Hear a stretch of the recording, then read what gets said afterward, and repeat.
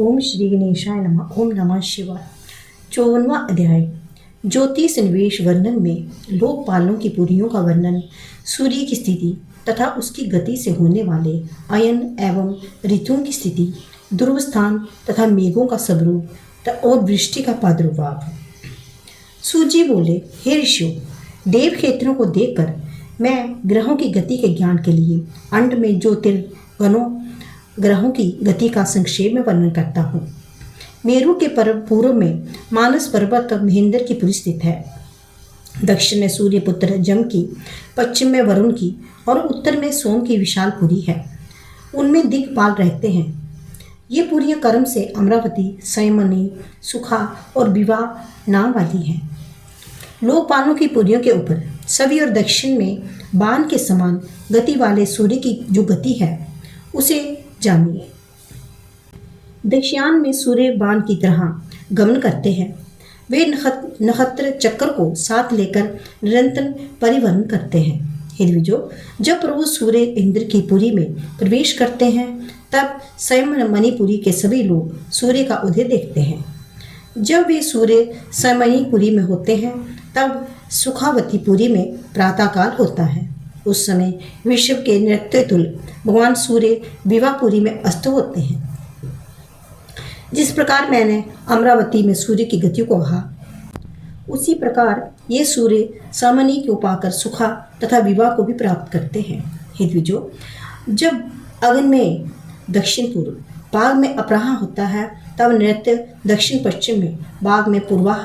उस समय बाघ में उत्तर पश्चिम बाघ में भयानक रात्रि का उत्तरार्ध और उत्तर पूर्व बाघ में रात्रि का प्रथम काल होता है। सब प्रकार से यही गति होती है। इस प्रकार जब जल को सोखने वाले सूर्य आकाश के मंद में संचरण करते हैं तब वे एक मुहूर्त में पृथ्वी पर 30 अंश चलते हैं। एक मुहूर्त में सूर्य के द्वार पर की गई दूरी का योजन परिणाम सुनिए। वे संख्या 21,25,000 योजन कही गई है। ये महात्मा भास्कर की एक मुहूर्त की गति है। जब सूर्य इस गति से दक्षिण दिशा की ओर जाते हैं तब पुनः उत्तरायण काल में उत्तर दिशा की ओर लौटते हैं। दक्षिणायन के समय महातेजस्वी सूर्य मानसोत्तर पर्वत पर पुष्कर के मध्य भाग भ्रमण करते हैं। वे सूर्य 180 मंडल से गुजरते हैं। उत्तरायण तथा दक्षिणायन की ब्रह्मा एवं अभ्यंतर कहा गया है। सूर्य प्रतिदिन उन्हीं मंडलों पर भ्रमण करते हैं।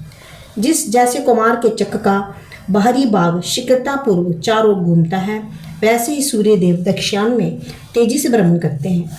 इसलिए वे थोड़े समय में ही अधिक भूमि पर पहुंचते हैं। दक्षिणायन में सूर्य मात्र 12 मुहूर्तों में शीघ्रता पूर्वक दिन में 13.5 नक्षत्र चलते हैं, जबकि रात्रि में 18 मुहूर्तों में इतनी ही नक्षत्र की दूरी का तय करते हैं।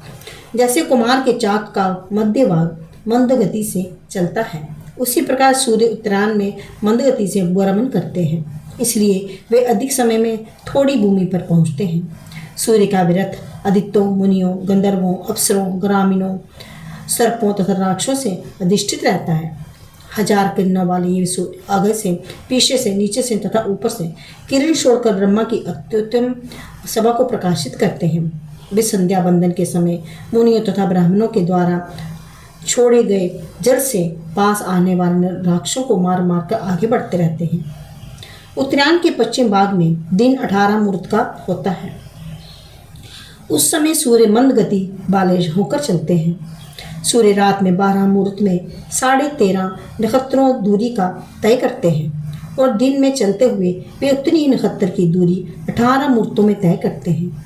जिस प्रकार नाभि में चक्कर आदि अधिक मंद गति से घूमता है, उसी प्रकार मिट्टी के पिंड की भांति मध्य में स्थित ध्रुव घूमता है। प्राचीन विद्या के बेटा कहते हैं कि दिन और रात 30 मुहूर्त के बराबर होते हैं। दोनों दिशाओं के बीच में मंडलों में सूर्य घूमता है। जैसे कुलाल चक्कर की नाभि उसी स्थान पर रहती है और घूमती है, उसी प्रकार ग्रहों में श्रेष्ठ ध्रुव भी ग्रहों के साथ घूमते हैं। मुनियों तथा नक्षत्रों का समूह उसी के मन के अनुसार चलता है। उसी के द्वारा अधिष्ठित सूर्य देव वायु के साथ सभी ओर से अपनी किरणों के द्वारा जल ग्रहण करते हैं। उतानपाद के पुत्र को ध्रुव पद भगवान विष्णु की कृपा से सुलभ हुआ और ध्रुव ने उसे अपने पिता के कारण प्राप्त किया था। सूर्य के द्वारा ग्रहण किया गया वे जल कर्म से चंद्रमा को प्राप्त होता है और पुनः वे जल चंद्रमा से मेघों को प्राप्त होता है। इसके बाद वायु द्वारा आदात करने पर मेघों का समूह पृथ्वी पर वृष्टि करता है। सूर्य सबको बासित करता है, इसलिए वे भास्कर हैं। जल का कभी नाश नहीं होता, वे जल पुनः परिवर्तित हो जाता है। भगवान शिव ने सभी प्राणियों के कल्याण के लिए जल की इस गति का निर्माण किया है।